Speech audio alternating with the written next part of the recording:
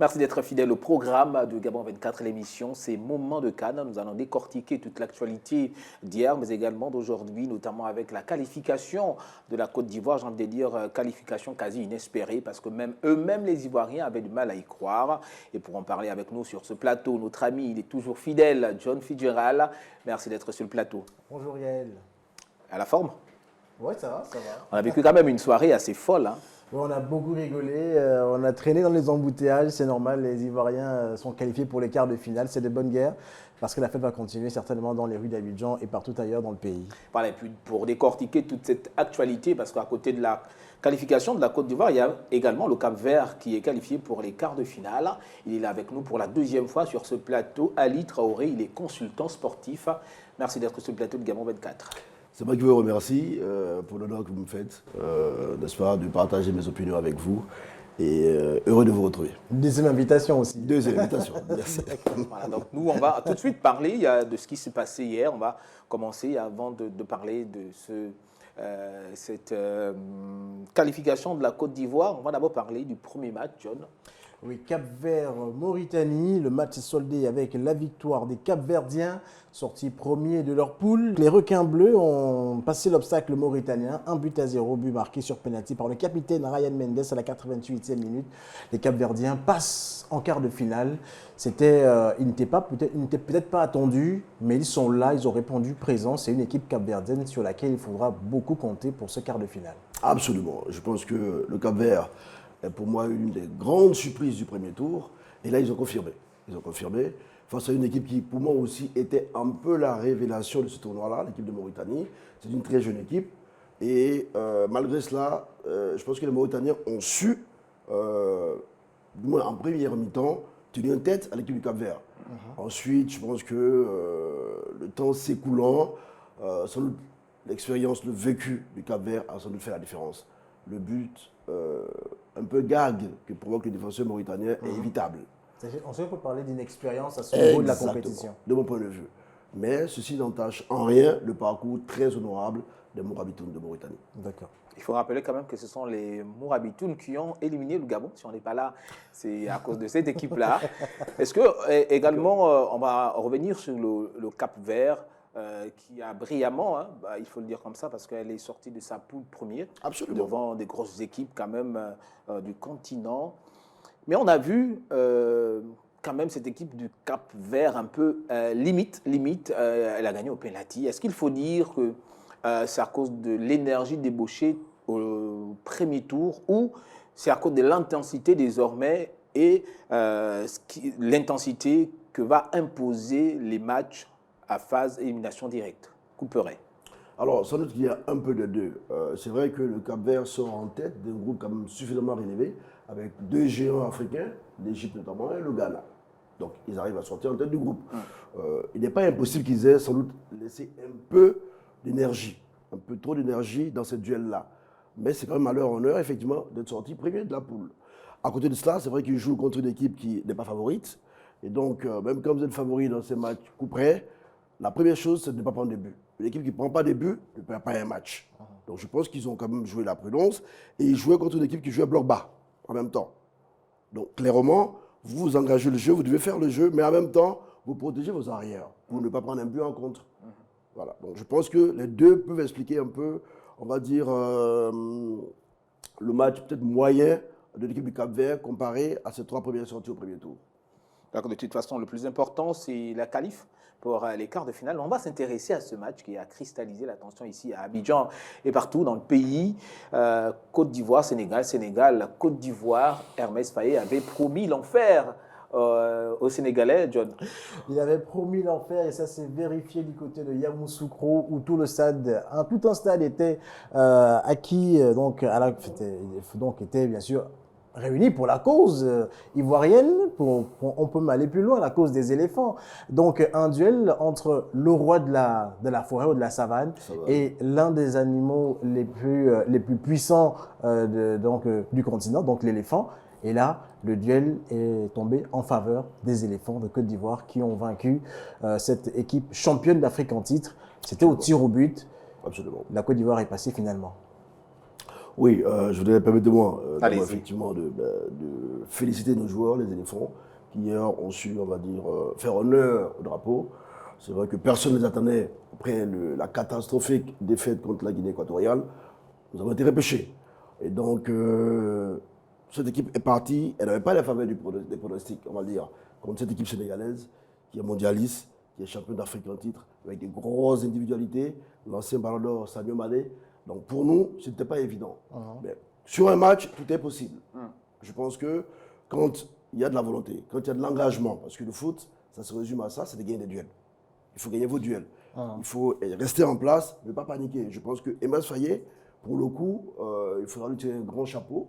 Il est un peu novice, il est intérimaire, mais il a su relever le défi, le challenge d'Aliou Cissé, qui lui a beaucoup d'expérience, beaucoup de vécu. Mais Emas Faye, je pense, a pu conduire son groupe à la victoire finale. Et ce matin, nous sommes très heureux. Nous continuons notre tournoi. Et je suis triste sans doute pour nos frères sénégalais. C'est une très belle équipe, il faut le reconnaître. Ça s'est vu hier sur le match. Le bloc équipe est vraiment en place. Mais je pense que c'est aussi une défaite d'Aliou Cissé lui-même. Tactiquement, moi, il m'a surpris, mais pas dans le bon sens. Je veux dire qu'il marque dans les trois premières minutes du jeu et il commence à laisser le ballon aux Ivoiriens volontairement. Alors que cette équipe du Sénégal avait les moyens de plier le match en première mi-temps. Au moins à 2-0 et ensuite vous fermez la boutique. Mais à 1-0, fermer la boutique, il y avait un risque. Et donc ils ont laissé le ballon aux Ivoiriens qui dans les 15 premières minutes étaient vraiment la tête sous l'eau. Mais progressivement, ils ont repris le poids de la bête. Ils ont commencé à jouer collectivement. Ils ne paniquaient plus. Ils ont commencé à avoir des occasions, je pense, en début de deuxième mi-temps. Mais dans les duels, on les sentait présents.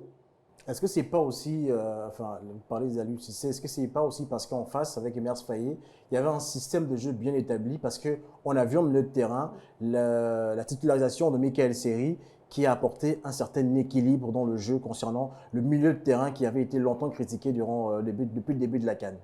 Je partage entièrement votre avis tactique là-dessus. C'est-à-dire que quand vous prenez les trois milieux ivoiriens du premier tour, Kessié, Fofana et Sangaré, ils ont plus ou moins le même profil. Donc pas complémentaires sur un terrain.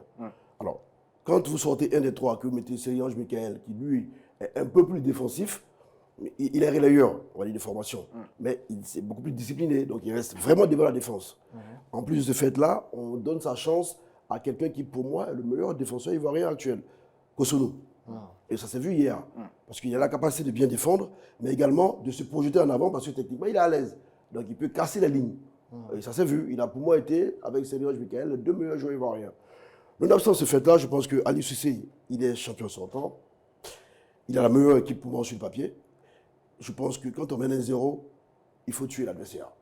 Il faut tuer l'adversaire. Ils avaient vraiment pour moi l'occasion, en première mi-temps, de plier le match. Mais en face, il y avait quand même une défense 100%, une défense centrale 100% Bundesliga qui était complémentaire. Il y avait Ndika et Kosonou. Et Kosonou.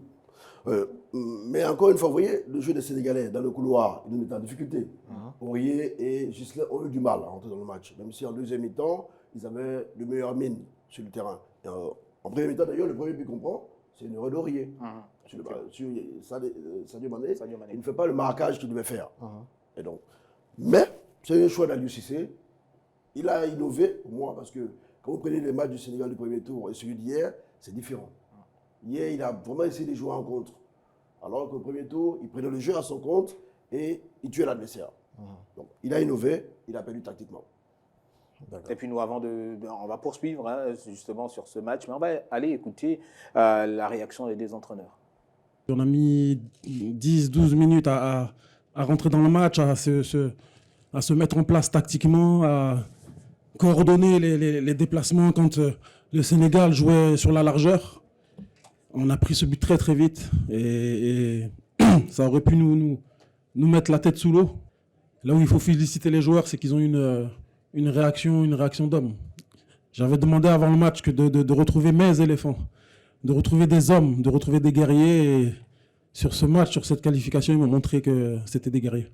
Mon seul regret, c'est qu'après le but, peut-être qu'on a perdu un petit peu le fil conducteur du match et qu'on a sauté trop les lignes, alors qu'on avait bien débuté ce match-là en contrôlant la possession c'est le football. En 2022, on était heureux. Aujourd'hui, on est triste. Triste pour mes garçons, triste pour tout le peuple sénégalais, mais ainsi va le football. On restera digne de ça. Je pense qu'on a fait tout ce qu'on peut, mais malheureusement, le dieu du foot n'était pas avec nous. C'est comme ça. Après le but, nous avons su réagir. On a dominé de bout en bout. Je crois que ça a été une prestation, une performance collective. Et bravo à l'équipe. On a été juste calme. C'est vrai qu'on prend un but d'entrée, mais à la pause, le coach nous a dit de continuer dans l'intensité qu'on a mis. Même si, Ali Traoré, même si certains ont critiqué l'arbitrage d'hier, l'arbitre gabonais d'ailleurs, mais on a écouté la réaction quand même assez sobre de l'entraîneur sénégalais qui ne remet pas forcément en cause l'arbitrage, qui ne met pas un point d'honneur sur cela. Il dit simplement qu'on a gagné le football. Parfois on gagne, parfois on perd. Il faut se remettre au travail et se projeter déjà dans la prochaine compétition en 2025. Alors, est-ce que vous comprenez aisément ce commentaire d'Aliou Cissé? Oui, je vais peut-être compléter. Il a dit effectivement qu'il y avait des faits de jeu bizarres. C'était match bizarre avec des faits de jeu. Je pense qu'il fait sans doute allusion à l'action du Sénégal qui aurait pu entraîner un penalty. Voilà. Mais en même temps, quand il parle des faits de jeu, vous avez vu l'action de Mané, la jambe de Mané, clairement sur la jambe de Sangaré, qui clairement méritait un carton rouge. Et donc, si vous donnez un carton rouge à Mané à la 9e minute, pour moi, ce n'est plus le même match. Effectivement. L'équipe du Sénégal est totalement désorganisée à partir de ce moment-là. Donc il y a eu des faits de jeu, mais de part et d'autre. Je pense que ça s'est équilibré. Et l'arbitre lui-même a été par moments débordé par le match. Ça s'est vu clairement.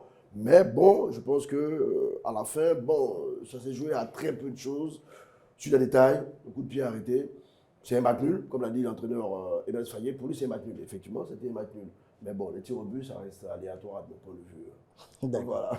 Alors que certains Ivoiriens avaient dit, quand on a écumé les rues d'Abidjan, certains disaient que pour nous, la surprise serait la qualification de la Côte d'Ivoire.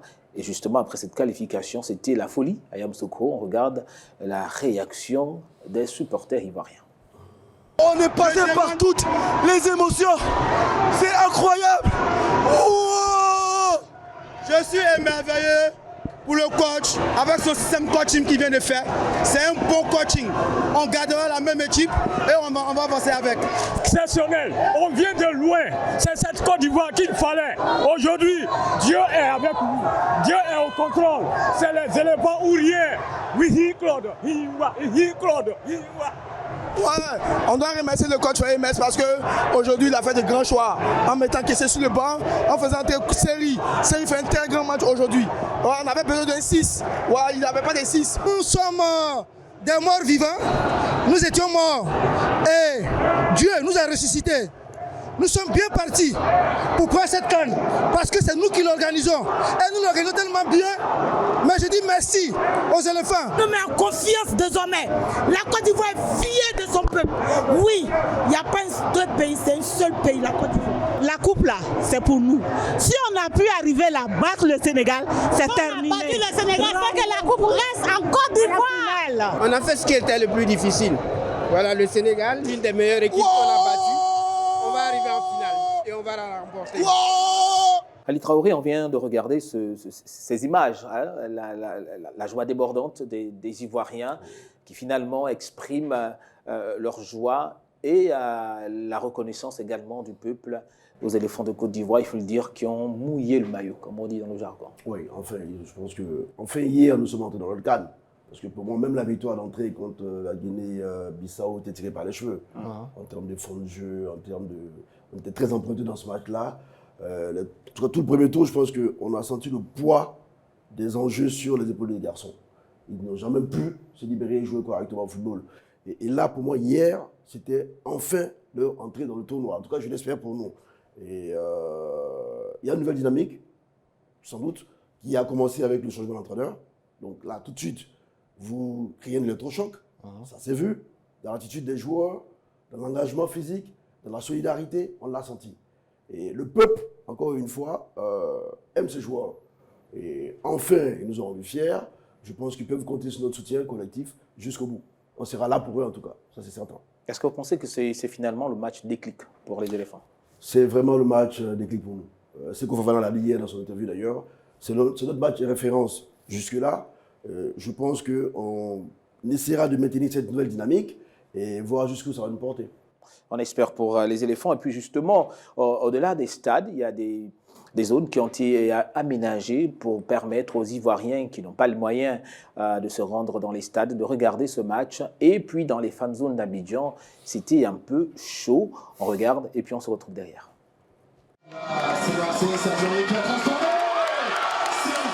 Jamais depuis le début du tournoi, on a vu une joie aussi effervescente.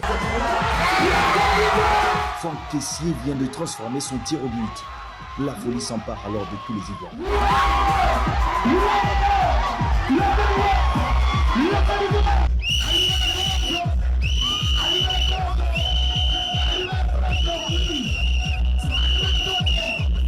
Il n'y a rien à dire, je suis content, c'est la Côte d'Ivoire, c'est la Côte d'Ivoire. On a gagné, on a gagné.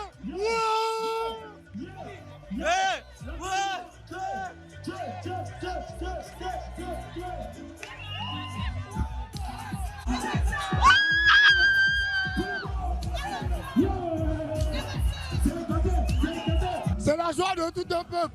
Ils n'ont jamais cru en nous, mais on est sorti d'un dos, mon vieux. On est sorti d'un dos. Mali Burkina, c'est 3-0. Quart de finale 3-0, Inch'Allah. C'est une voie mesurée. Inch'Allah, la canne va rester ici. Inch'Allah reste ici. C'est l'émotion, mon vieux. Regardez-moi des gens comme ça, des pères de famille, des jeunes. Tout le monde est en train d'insulter. On est derrière les éléphants. On est fort, mon Dieu. On est fort. Il n'y a pas de mots. Des sens. Christian, merci. Aujourd'hui, là, c'est vraiment un pain. Je suis content, ouais, plus un stabi, mon ami. Il n'y a pas l'homme ici, il n'y a pas l'homme. Même scène dans les rues d'Abidjan.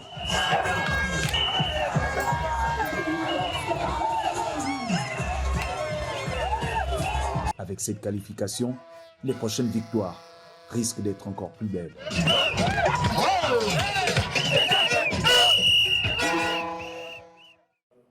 On a vu encore cette ambiance dans les fan zones. Vous qui êtes Ivoiriens, nous, c'est la première fois on a été émerveillés de voir l'engouement, tout ce que le football peut produire du côté des populations. Est-ce que c'est souvent le cas ou c'est parce que c'est quand même particulier, c'est une victoire, j'ai envie de dire, prestigieuse, et c'était quand même contre le tenant du titre sénégalais? Bon, vous savez, il y a une expression qu'on aime bien employer, Abidjan est le plus doux au monde, si vous vous rappelez bien. Voilà. Et nous, on a cette tradition ici de faire beaucoup la fête. On est très chaleureux, on est accueillant, effectivement. Et même quand on perd, vous avez vu le match contre le Nigeria, on est battu 1-0. Mais vous avez vu nos compatriotes à la sortie du stade. Ils se sont mis en rang, en file indienne, et puis ils chantaient, ils entonnaient. On a perdu, mais on s'en fout. Bon. Façon de parler, c'est le sens de notre d'horizon de l'Ivoirien. Alors, donc vous voyez, une fois que on a gagné, surtout le Sénégal, parce que ça reste un duel régional, le Sénégal et la Côte d'Ivoire. Historiquement, les liens sont fraternels, il y a une forte communauté sénégalaise à Abidjan. Et comme moi-même, personnellement, j'ai coutume de le dire, je peux perdre tout un match contre n'importe quelle équipe en Afrique, sauf le Cameroun et le Sénégal. Et puis, petite anecdote, lors de la mi-temps, pour nous qui avons fait les fan zones, lors de la mi-temps Sénégal-Côte d'Ivoire, le Sénégal menait pourtant 1-0, mais il y avait la danse à la mi-temps, ils dansaient comme si de rien n'était. Voilà. C'est exactement ça, la Côte d'Ivoire. Effectivement. Et puis bon, voilà, on a ressenti nos garçons avaient le poids de la bête, menés au score, mais il y avait de bonnes intentions. Ils étaient présents dans les duels, ils mettaient le pied, on sentait qu'il pouvait y avoir quelque chose. L'énergie avait changé. Et cette énergie, elle est contagieuse. Le peuple l'a senti et le peuple y a cru. De toute façon, on est content pour la Côte d'Ivoire, mais également pour la CAN, parce que si le pays hôte était éliminé à ce moment même là, c'est sûr que les choses auraient changé. Alors John, avec vous, on va Regardez ce que nous dit la presse. La presse commençons d'abord par Foot Mercato qui dit que la Fédération congolaise de football va porter plainte contre le Maroc parce que alors que la commission d'appel de la Confédération, donc de la CAF, a annulé la suspension de 2 matchs du sélectionneur marocain Walid Regragui suite à son altercation avec le défenseur congolais Chancel Bemba, la FECOFA a annoncé ce lundi dans un communiqué porter l'affaire devant le tribunal arbitral du sport et ne compte donc pas se laisser faire. Kaba Diawara, on n'a plus de limite, on fonce, titre sportivoire.ci. Lorsque nous avons marqué, dit le sélectionneur guinéen, je n'ai plus regardé le reste du match, j'étais tellement content, je savais que c'était fini. Ils vont me tuer ces garçons, je les aime beaucoup, je leur ai dit tout le temps qu'on peut. J'ai du mal à mettre ça dans leur tête, mais je pense qu'on a compris aujourd'hui, je les aime, on n'a plus de limite, maintenant on fonce. Selon Kaba Diawara. Allez, footafrica.com dit, la Tunisie insiste, Sébastien Desabre prêt à lâcher la RDC. C'est une question, puisqu'ils sont à la recherche d'un nouveau sélectionneur. La Tunisie aurait fait du français Sébastien Desabre, donc le sélectionneur de la RDC. Sa priorité seront les sources bien placées. Interrogé sur cet intérêt, à l'issue du match qui a vu les Léopards accéder en 8e de finale de la CAN, l'entraîneur français n'a pas voulu aborder le sujet. Et la CAF qui teste Osimhen pour antidopage après le match contre le Cameroun, puisque la CAF a sélectionné l'attaquant nigérian Victor Osimhen pour un test antidopage aléatoire suite à sa performance percutante lors du match Nigeria-Cameroun. Auparavant, lorsque le Nigeria a joué contre la Côte d'Ivoire, l'attaquant nigérian a été testé pour antidopage et les 2 tests se sont révélés négatifs. Il ne faut pas oublier que les officiels de la CAF peuvent sélectionner au hasard un joueur pour être testé s'il remarque un comportement inhabituel. Et on a bien vu que durant tout le tournoi quasiment, et même face au Cameroun, Victor Osimhen a été ultra puissant. Monstrueux. Monstrueux. J'ai vu passer une vidéo, je crois, il y a 2 jours, lors de leur match. Il faisait un entraînement vraiment en brousse, avec des pneus, mais c'était impressionnant. Et des pompes, avec 3 pneus dans le dos, le garçon il se prépare. Je pense que ce qu'on oublie souvent, c'est que derrière toutes ces performances collectives, il y a un travail individuel, personnel parfois qu'il faut faire. Et je pense que Osimhen est très professionnel là-dessus. Je ne sais pas si vous avez vu la vidéo, mais quand vous la voyez, c'est très édifiant. Ouais, effectivement, il est surhumain, il est puissant, on l'a vu déjà contre le Cameroun. Et puis également, pour compléter avec ce que nous dit la presse, il y a également nos amis de l'équipe qui nous révèlent que Crépin Diatta, le défenseur sénégalais, s'en est pris violemment à la CAF, mais également à l'arbitrage. Est-ce que vous comprenez le comportement de joueurs sénégalais? Oui, à chaud, alors ce sont des émotions, ce sont des champions. Ils sont champions sortants, ils ont été foutus dans leur orgueil, ils sortent dès les 8e de finale. Même si c'est le pays organisateur, mais cette équipe de Côte d'Ivoire n'avait strictement rien montré au premier tour. Donc, dans la peau de M. Crépin Diatta, je peux comprendre à chaud la réaction. Mais comme je l'ai dit tantôt, il y a eu des faits de jeu, de part et d'autre. Il y avait effectivement, on aurait pu siffler penalty sur l'action dont parle Crépin Diatta, mais également à la dernière minute, il y a même le défenseur sénégalais. Et on revient également encore à la 9e minute, la fameuse faute de Sadio Mané sur Sangaré, qui méritait clairement un carton rouge. Donc, quand vous mettez tout ça dans le même plateau, je pense que ça s'équilibre à la fin. D'accord. Alors, nous, rapidement, John, peut-être revenir sur les affiches du jour.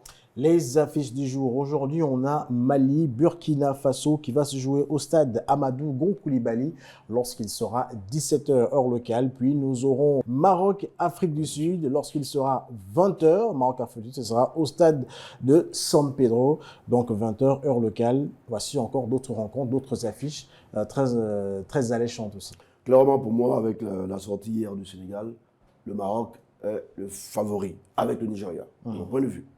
En tout cas, sur l'ensemble du tournoi à ce jour, cette équipe marocaine, elle est très bien en place. Et je pense que vraiment, elle fait honneur à sa place, à ce parcours en Coupe du Monde. On l'a vu. Regragui, qui est un groupe très fort. Techniquement, peut-être l'équipe la plus au point du tournoi, c'est peut-être cette équipe du Maroc. Ils ont des individualités. Je pense que l'Afrique du Sud aura la main pleine, mais cette équipe d'Afrique du Sud également, elle est très bonne. Elle est très bonne. Et elle joue, alors, techniquement, ils sont très habiles, ils vont vite. Après, la question, qui va laisser le ballon à l'autre? Je crois sans doute que l'Afrique du Sud risque de laisser le ballon au Marocain, mais ce ne sera pas facile pour l'Afrique du Sud. Ils peuvent passer, mais mon pronostic, c'est plutôt sur le Maroc. Et en ce qui concerne la première rencontre, parce qu'il n'y a pas que le Maroc à Afrique du Sud. Alors, la première rencontre, c'était un duel de voisins. Ce sont nos frères, maliens et burkinabés, qui vont s'affronter. Ça va être un duel pour moi. C'est vrai qu'il n'y a pas de gros palmarès, mais c'est un match avec de gros égos. Vous dégagez le favori?